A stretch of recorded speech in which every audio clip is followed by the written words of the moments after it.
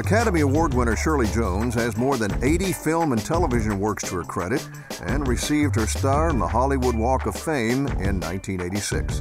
But she is still recognized as the mother from the hit 70s show The Partridge Family. Shirley's husband, Marty Ingles, is a talented comedian in his own right, whose unique voice is easily recognized as the voice of Pac-Man on the popular kids' cartoon. Well, on this edition of On Screen, find out how Shirley Jones and Marty Ingles, two uniquely talented people, make their careers and their marriage work in Hollywood. Hey, thank you. I've been looking forward to this. Good to have you with us. Yeah, no calls for me. I'm with Jerry Rose. Cut off all calls. I'm with Jerry Rose. We're happy to be here. Thank you. It's good to have you.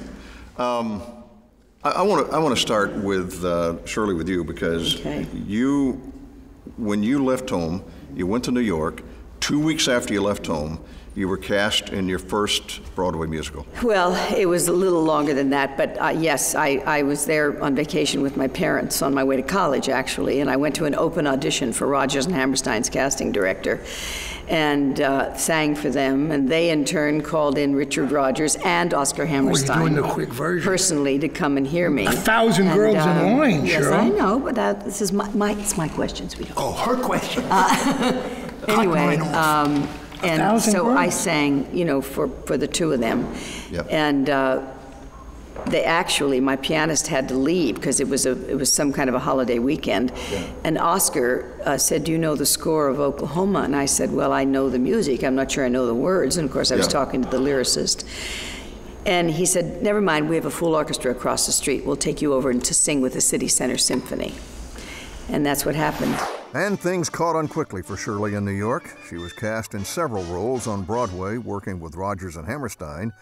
And it wasn't long before her talents were quickly recognized, and she won her famous role in the musical Oklahoma. Don't please my folks too much. And they finally came to me and said, would I go to California to test for the role of Laura in the motion picture. She was totally unknown, and they were testing big stars. Everybody. Did you understand what was happening to you? Not really. Did you really grasp what was going on at the time? Because I was so young, so naive. What, 18, 20? 18, yeah. And frankly, I thought this happened to everybody. I thought, oh, show business this isn't bad, this is easy, you know. I thought it happened to everybody that way. I was really just very naive about the whole thing.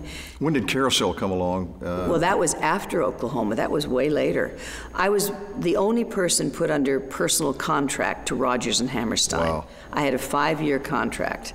And under the contract, I did the movie. Then they decided, they being Rodgers and Hammerstein, that they had a company of Oklahoma going to Europe. It was a Salute to France program. And ANTA said they wanted to send a musical, an opera, and a review to Europe. And so Oklahoma was the show. And they said they wanted me to do it on the stage with Ruben Mamoulian, who was the original director of Oklahoma when it opened in 1943 on Broadway. So by that time, you're on your way. Marty, it's my turn? It's your turn. Makeup? You started, no surprise to anybody who is watching this right now, you started in comedy. Well, I believe all comedy comes from tragedy. Yeah. And Shirley and I fight about this. I believe all creativity of all kind comes from suffering.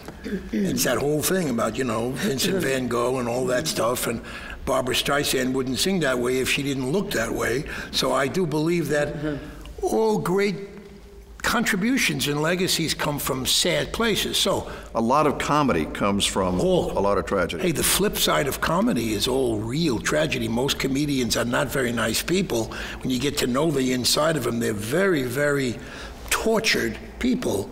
Very, very. And that's a mask. But the mask ends up a great gift to the world. And I, lived in the shadow of a perfect brother, Arthur, who was everything perfect. He was, Phi Beta Kappa, summa cum laude, and a football player and beautiful, and I was none of those things. So my whole life was to be Arthur's brother. And I looked in the mirror every morning and said, am I Arthur yet? Not yet. So the only thing he wasn't was funny. it doesn't take a Harvard graduate to figure out that I sought out the comedy part of life. When I went in a room and people went, ha ha, I said, what produced that? And I developed that, and that becomes a gift. Did you get a lot of your approval from an audience laughing? From an audience? That's all there is. I don't trust the kinds I get every day. Yeah. I don't trust love. Now, none of this does Shirley understand. Matter of fact, in the car going home, she's going to say to me, what did you say those things for? That's ridiculous. How could you not trust love? I'm calling Hallmark immediately and cancel all the cards. I mean, she's, but I don't. I don't trust, because my experience with love was that it wasn't. Because your early experiences as a kid? My mother wanted to do all the right things. I didn't have a real bad family. My mother said, be like Arthur. Why can't you be like Arthur?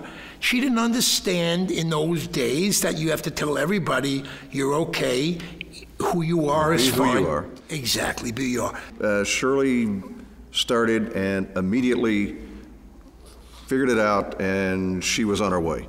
With you searched around. You were a comedian. Opposites attract. We are totally different.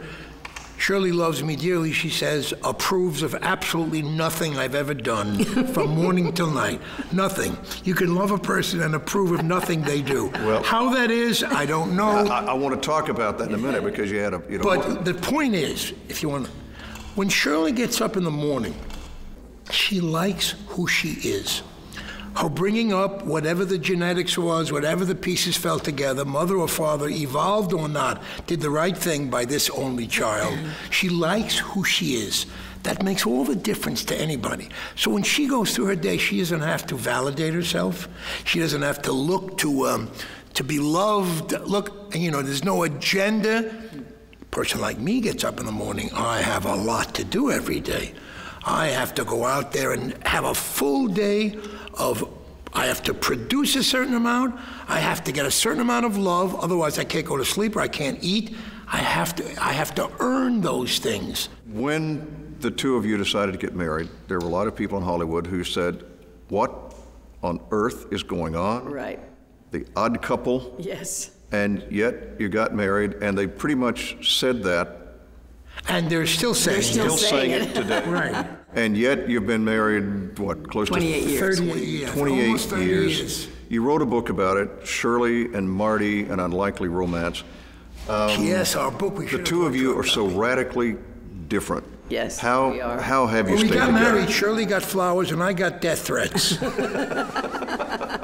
Everybody was in love with Shirley. It's not easy. It's not easy. But, of course, the major attraction, I think, they do say opposites attract, and whether that's just a saying and doesn't really work, in the long run, I don't know. But I think that certainly for me, I mean, I wouldn't want to be married to somebody like me.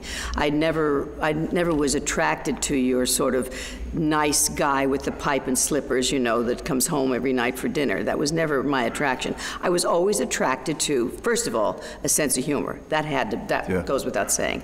And even Jack Cassidy, my first husband, who was very handsome and a matinee idol type, was not that at all. He wanted to be a comic.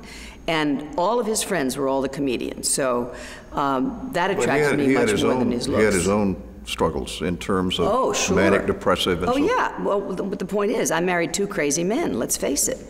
And my friends and my children, everybody said, Mom, they're not crazy, you're the crazy one.